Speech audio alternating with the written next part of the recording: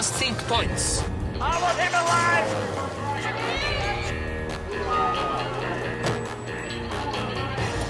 Go! Don't do it, dear! Stop! I break too hard. Real smoothie. With so many great rewards, it's no wonder everyone is driving well. Discover Insure. Car insurance that rewards good driving.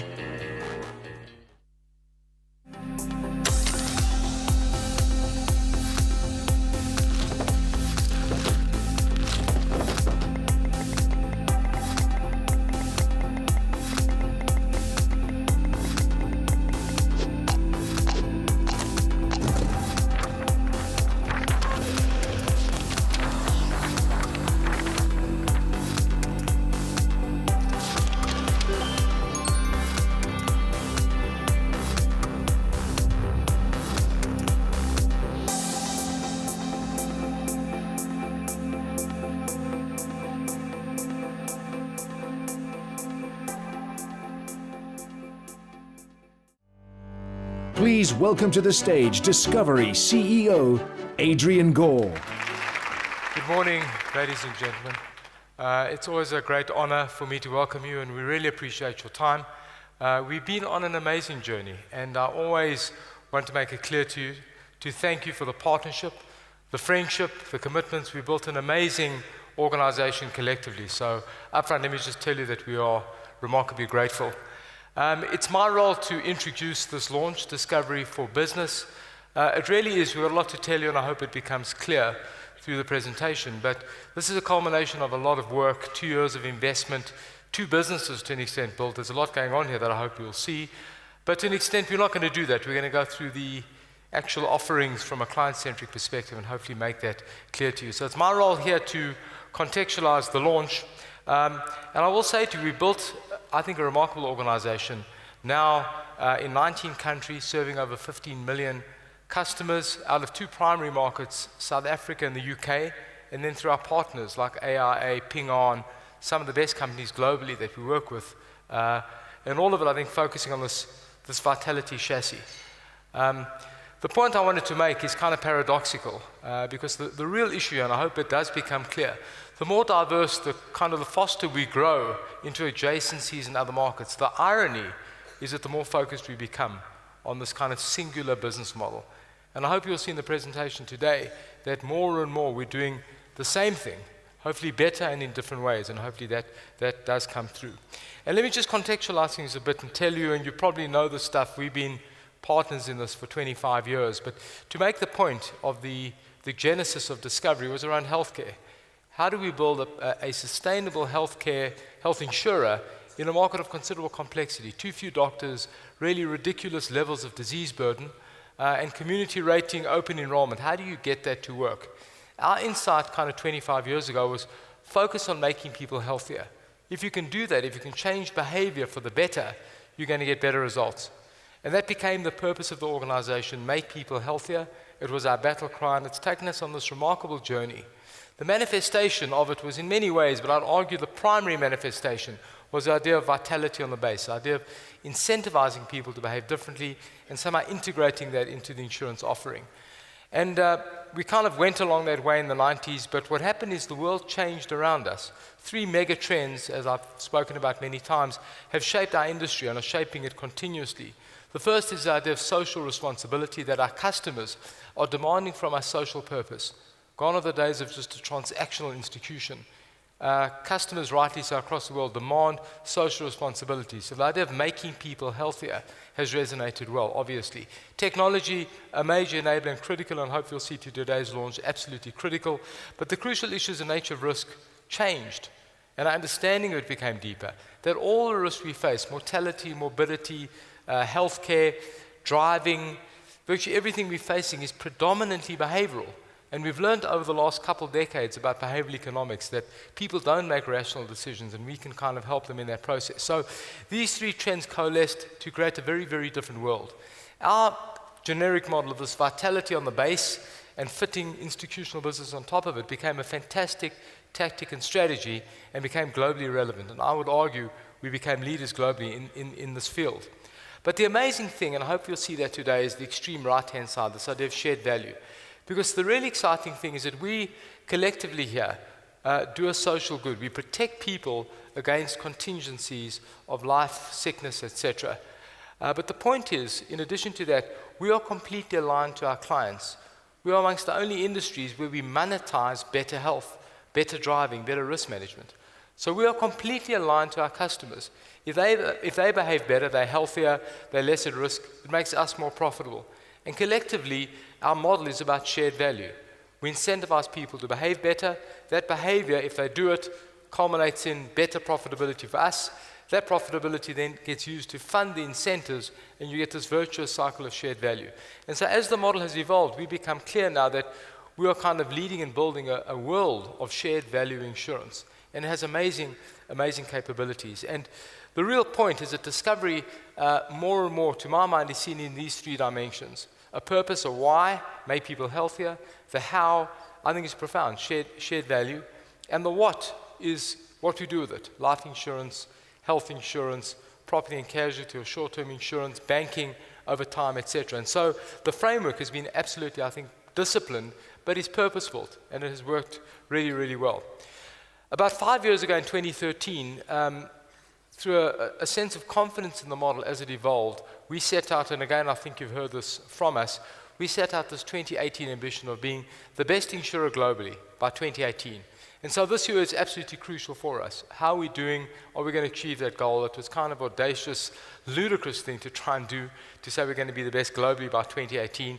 But it wasn't about size, it was about quality. And in fact, we articulated that goal, as you can see from the chart, in three dimensions. The foundation had to be brilliant, the smartest, best people, value-centric, focused on our purpose, a brand that was relevant both here and internationally, and then the science and data of the model had to be properly built that it could actually be fit for purpose. And so the idea was build a foundation of considerable solidity, flipping up into businesses that would be brilliant. In each case, a Discovery business has to exhibit 5 qualities: an insurgency, not an incumbent, significant engagement in the model, resulting in superior actual dynamics, products that meet customer needs, and critically, an exceptional service environment. And then the culmination of that flipping into the third dimension, the impact being superior earnings growth, superior return on capital, but critically serving over 10 million people and making a difference. And I would say to you that if you look at these measures, we're not going to meet all of them, but we're going to come remarkably close. And so I would argue that the last 5 years for us has been very, very successful and seminal in the evolution of Discovery. And if you look at how we looked over the years, it's actually interesting how we've grown. A startup in the 90s, in 2000, Discovery Life was launched alongside Discovery Health. By 2013, when we set this ambition, you can see that many of our businesses were embryonic. In the UK, we were still a JV with the Prudential. Our partner markets had just started to kind of form. But you can see, in fact, how by 2018, the difference in scale, profitability was nearly double. That's even after funding the building of the bank. The number of countries in it has more than trebled, etc. So it's been a remarkable 5 years for us. There's a lot to do. There's no arrogance here at all. I can assure you we're on a journey here with you, but illustrating just how quickly we've grown and how profound I think the growth has been. But the real point is, in fact, at the core of it, we've got more focus, not less so. And the model has proven to work incredibly well. Wherever we've done well, I'm convinced that the model is doing that. And we've done badly, when you go and analyze it, it's that we're not sticking to the principles of what we set out to do. So more and more, we're kind of drilling down on this kind of organizing set of principles that says you build a brilliant institutional insurance capability, technology, people, service, all of that, and then you plug that onto this behavioral chassis, and you get alchemy. And that alchemy manifests in different ways in different industries, and that's what we're trying to do, and hopefully today you'll see that. And to an extent, the power of shared value is that when you change people's behavior, you create economic value. And kind of the optimizing equation is how you share that value per member. And we've broken it down, you will have seen this, into 4 distinct areas: the vitality chassis, the incentives per member, the actual programs, aging, driving, the kind of clinical behavioral programs that we focus on, the data, bending mortality curves, the actual data of what we get, and then finally how that value manifests and integrates into the insurance products, the products themselves. And there's a number of different things that you'll see today that I think we're doing. The power of this cannot be overstated. I'm not going to bore you with a slide in detail, but to make the point that if you look at the attributes of our businesses down the down the vertical, and you look at all of our businesses from Discovery Health to Life across the board, I would argue they are exceptional. They really are. We are focused on making not only a singular model, but making sure every business in every sector is brilliant. So if you look at the levels of insurgency, we measure everything. Levels of engagement, actuarial dynamics, meeting customers' needs. I think we're doing well. Again, no arrogance, there's a lot to do, a long way to go. We can do much better, but on balance, I think we're doing well. And then the critical thing over the last 2 years or so that we've done is we've centralized the science and the data, as I said to you in the 2018 ambition. We built today this vitality network that all of our businesses sit on, our partners sit on. So it's kind of an insurtech chassis. The technology more and more is uniform. We have 40 million life years of data in that. We have our partners like Apple, Starbucks in different markets, local partners. We have a considerable amount of data and analysis, programs and products. So everything to an extent is in a central toolbox that can be rolled out to our partners.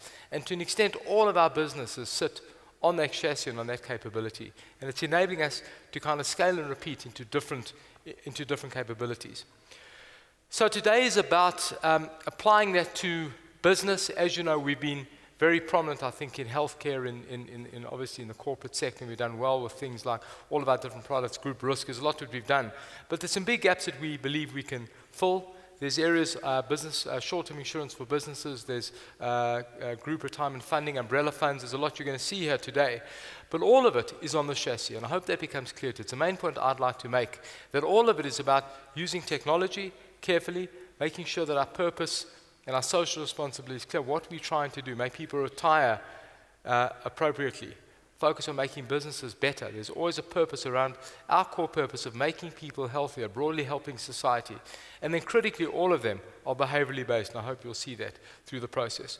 So what you're going to see today is a number of things, but three distinct things. Short-term insurance for businesses that I think is very different, and you'll see Anton Ossip will explain that. There's a lot of work done on healthcare, integrating our corporate business capabilities. Johnny Broomberg, as you know, CEO of Discovery Health, will speak. And then Kenny Rapson will talk about umbrella funds and group risk funding, all of them on this behavioral chassis that I hope becomes clear. So when they fit together, what you will see is a very, very comprehensive business capability from Discovery. I think gaps that were there are now plugged. I think you'll see a very uniform capability on a singular chassis. Enough said from me. I'll come up a bit later as we go on, but let me hand over to, in fact, sorry, I do have to say more. Sorry, Anton's not ready. He's nodding at me frantically. So let me just make a few points about business insurance and what we're applying to the corporate market. It is very interesting, you know, when we launched Discovery Insure, there was a lot of, not criticism, but we heard a lot of comment about, it took us a long time to actually launch a short-term insurance business for personal lines. And the truth of it is, in the early years of Discovery, we didn't see that our model had applicability. The technology hadn't developed appropriately. But when Discovery Insure was launched, it was done on the hypothesis, I think a simple breakthrough, not using telematics and technology for exposure measurement, but rather, could we make people drive better? And in that process, completely and totally aligned to our core purpose. A lot of the mortality risk and morbidity risk, as you know, comes from bad driving, from accidents. And so we saw the ability to use technology around making people better drivers. And so Discovery Insure is one of the purest forms, I would argue, of this model, of building a capability that sat on this vitality drive chassis. And the results have been staggering. The growth has been really strong. 200,000 vehicles we have in the entire Discovery Insure fleet. And on the bottom, you can see the actuarial dynamics are remarkable. The correlations to engagement is incredible. So if you look at the loss ratio by vitality status, how people drive, it's incredibly downsloping. The persistency levels, the lapse rates are incredibly downsloping. And then critically, the overall claims levels of our book are going down over time. So the confidence, I think, in the Discovery Insure personal lines capability gave us a kind of pause for thought that over time we could blow this out into a much bigger play around business insurance. What you will see shortly from Anton, I think is philosophically pure to what we're doing. It really is a capability we built on the back of this vitality idea. The actual business insurance, Discovery of business insurance is I think, dripping with technology, as you'll see. There's some really powerful stuff that we've done. We've rethought some of the coverages, multi-mark to the power of X, where the idea is we're covering risks that were not covered before, things like cyber risks. We're modernizing the cover, but crucially, all of it philosophically sits on the vitality chassis. Taking the learnings we've had from managing how people drive into corporates, into small businesses. But one of the ideas that I'm personally very, very committed to, and we think is an epiphany, is this idea that Better businesses make better risks. And so what about the idea of taking the vitality mindset of making small businesses better? As you know, Discovery is very involved in entrepreneurship. We chair the SME Fund for the CEO initiative. It's one of the most critical things that we face as a society, making our SMEs more successful. And so the idea here was, what if we could use our experience, our networks, our mentor links, etc., our work with Endeavour and others, to make small businesses more successful. We'd be completely aligned in doing that. The better they are, the lower the risk for us, and the better for society. So hopefully what you'll see in business insurance is something I think very different, very comprehensive, I think very modern, but critically very much along the lines of our model. And that said, let me hand over to Anton Ossip to take you through that.